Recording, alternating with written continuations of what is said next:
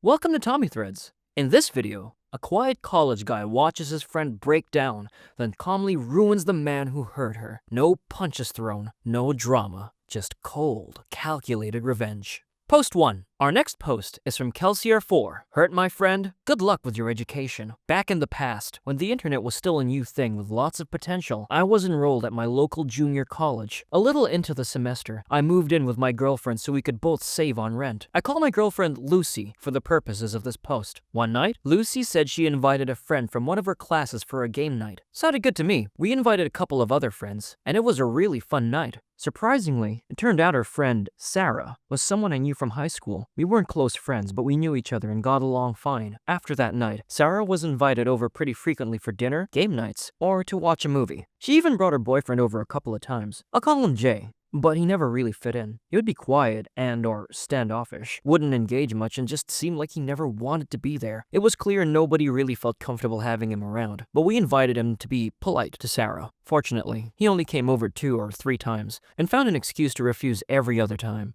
A month or 2 after this all started, Sarah called my girlfriend crying and asked if she could come over. Of course, we said yes. The story that was relayed was that Jay was getting very upset with Sarah for coming over to our place so frequently and accused her of cheating on him. She never clarified if he thought she was cheating with me, Lucy, or both, but any option was ridiculous and never happened. He confronted her and started verbally assaulting her, calling her all kinds of nasty names. At one point, she tried to walk past him to leave, and he shoved her back. This caused her to trip over a coffee table, fall, and get a huge bruise in her butt and lower back. Lucy told me about the bruise as Sarah had shown her. I didn't see it myself. Sarah swore up and down that he had never physically assaulted her before, and she believed it was just an accident. But I was pissed and wanted revenge. You don't mess with my friends, and you don't assault women. I wanted to beat the crap out of him, but while I'm a very big guy, I've never been in a fight, and I'm not a violent person. Still, a revenge plan formed in my mind. At the time, I was working in the administration building of the school as a student employee. As part of my job, I could access anyone's student records, their fees, and their class schedule. The date was fast approaching, which was the last possible day to drop or add classes without penalty or specific permission. So, I looked Jay up in the system and got his student ID number and the other information I needed and put my plan into motion. On the last day to change schedules, I used the dedicated enrollment phones in the administration building. Internet class scheduling wasn't a thing that was set up yet, and canceled all of his classes. Not only that, but I went through and added every class I could find that had a course fee. If you owed a debt at the school, you couldn't get copies of your transcripts or anything else. Something I didn't mention was that Jay was a foreign student and couldn't stay in the country if he wasn't enrolled with a certain number of units. I wish I could give more info about the fallout, but I didn't want this traced back to me, so I didn't tell anyone, or did I pull up his records again for quite a while. I did get a little payoff though.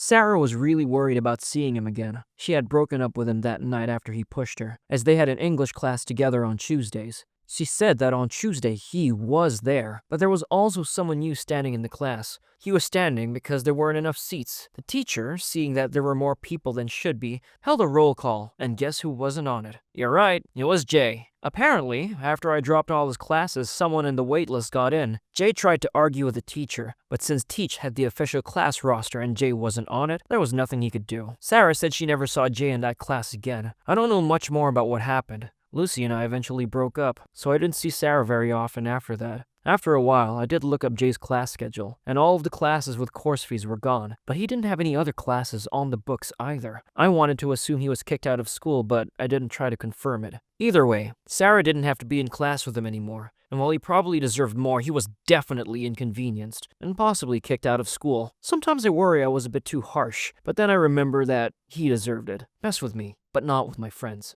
Man, that was pretty cold-blooded, and I mean that in the best way. You didn't throw hands, but you definitely hit him where it hurt. Next level payback if you ask me. Messing with your friend like that, especially putting his hands on her? Yeah, he had it coming. And the way you handled it, no drama, totally clean. Just slipped in and wrecked his schedule, possibly his visa, and bounced. You might have wondered if it was too harsh, but nah. He shoved someone, made her feel unsafe, and got exactly what he earned. You shouldn't regret anything. You protected your friend, and you did it smart. You deserve all the respect that you earned. Post 2. Next up, a story from the music fella. Neighbor was stealing water from my supply, so I ruined him. I live in Asia and just purchased a new house. The previous owners were family friends who needed cash urgently and hadn't been living in my country for nearly 3 years, so I got it for a great price. Right in the middle of the capital city, the sale was finalized at the start of this month, and I moved in right after. The house was definitely a fixer-upper, as the previous owners had left it mid-renovation. The main door was locked with just a padlock. Not even a proper door lock. There was no gate, meaning anyone could just walk right in. On the first day I moved in, someone's bike was parked in the garage. I just moved it to the road and had a gate installed the same day. An angry man came knocking later, but I didn't bother answering. I watched through the window as he gave up and took the bike after 15 minutes. So already, I wasn't digging the neighborhood, but I didn't have any incidents after that, aside from people not knowing the house was no longer abandoned. My gate was blocked more often than not, but a no parking sign fixed that issue quickly. Last week, I was having a shower and noticed the water pressure was lower than usual. I also heard my next door neighbor's water pump running. This neighbor is an old guy who lives on the first floor of a 3-story house. The upper 2 floors are rented out. This guy wasn't happy about the house being sold and had voiced many concerns to my friends, the previous owners. He was super angry about it, and they warned me, but I'm a 6-foot guy with 3 dogs. No way he's going to try anything. And yep, he didn't. In my area, water pumps are needed to pump water to rooftop tanks because the public supply doesn't have enough pressure to go up 3 stories. Anyway, hearing his pump running made me suspicious. Sure, coincidences happen, but it wouldn't hurt to check. I waited until his pump shut off, then turned on different taps in my house. Sure enough, the pressure was back to normal. That made me even more suspicious. If he was stealing water, it would explain a lot. The water bills had been going up over the last few years, even when the house wasn't being lived in. There were leaks, sure, but the bills were too high to be explained by just that. Now it was starting to make sense. At some point in the last 3 years, this old miser must have decided to save money by stealing water. Probably just walked onto the property and started siphoning it from my lines. I couldn't find the exact point where he tapped into the system, but after checking my pressure several times, I was pretty confident. So, I sat on it for a few days, debated whether I should confront him, take legal action, or just let it go. Now, water in my country is very cheap. My total bill, even with washing 3 dogs, a car every week, and watering my garden, only costs around $5 a month. Even with the neighbor stealing, the price wasn't breaking the bank. But it wasn't about the money. It was about entitled people thinking they can use someone else's resources and get away with it. That didn't sit right with me, and I really wanted to teach him a lesson. What I did was simple. I turned off my water from the mains. I didn't have to break into his property or do anything illegal. It was the perfect move. Low effort, high impact. So on Monday, just 4 days ago, I waited until his pump turned on and then shut off my supply. Now, the way our household tanks work is that there's a ball valve in the tank that detects the water level and tells the pump when to turn on and off. If the water level doesn't increase, the valve stays open, which keeps the pump running. Well, the level wasn't increasing, and anyone who knows anything knows starving a pump of water is a bad idea. My hope was that it would burn out his pump and cause issues with his tenants. What I didn't expect was that his pump running constantly would wreck the electrical system, drawing power all night and completely frying the old wiring. If he had upgraded to modern standards,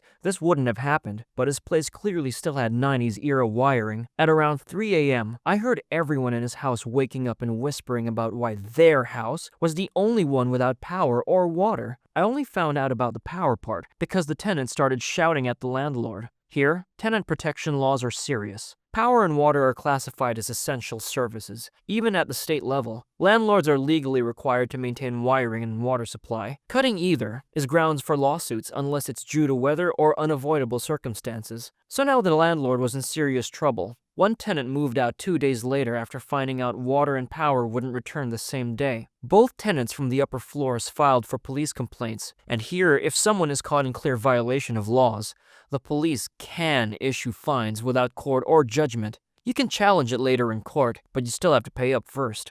So now he's lost both tenants, has to pay a $500 fine, which is a lot of money here, and also refund both security deposits. On top of that, he can't rent out again until the issues are fixed, meaning more costs. As of right now, he's moving out on Sunday to live with his daughter because he can't afford to live alone. The tenants were his only source of income, and he's a retired mechanic, so he has nothing else coming in. He did eventually figure out what caused a pump to keep drawing power and burn out. He came by my gate and asked if I turned off my water. I said, "Oh yeah, my tank had a new leak on a pipe, and I turned it off until the plumber came by the next day to fix it."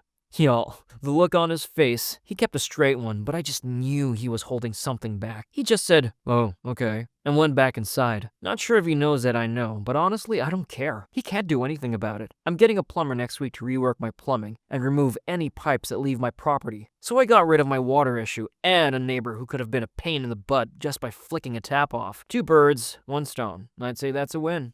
Water theft is messed up. Well, any theft is messed up, especially when it's a neighbor doing it. It's not just about the money, it's the principle. You made it very clear you weren't going to tolerate someone freeloading off of you, and you did it in a way that made him deal with his own mess. Screw him. It sucks for the tenants, but honestly, that guy's been skating by for too long. Sometimes you gotta let people face the fallout of their own bad decisions, and now that you're locking it down so it doesn't happen again, it's a smart move all around. Because the more you allow people to do this kind of stuff, the more do you think they're gonna be able to get away with it. Not just with you, but with other people. Like when a dog develops really bad behavior, biting every dog around it because it was never bitten by a bigger dog when it was young. Yeah, just like that. Thanks for watching Tommy Threads. If you enjoyed watching people get exactly what they deserved, don't forget to like, subscribe, and hit that bell button so you never miss a story of payback done right. If you have a favorite story from today's video, drop it in the comments below. Remember, karma never forgets, whether it takes days, months, or even years. Hell, probably even decades.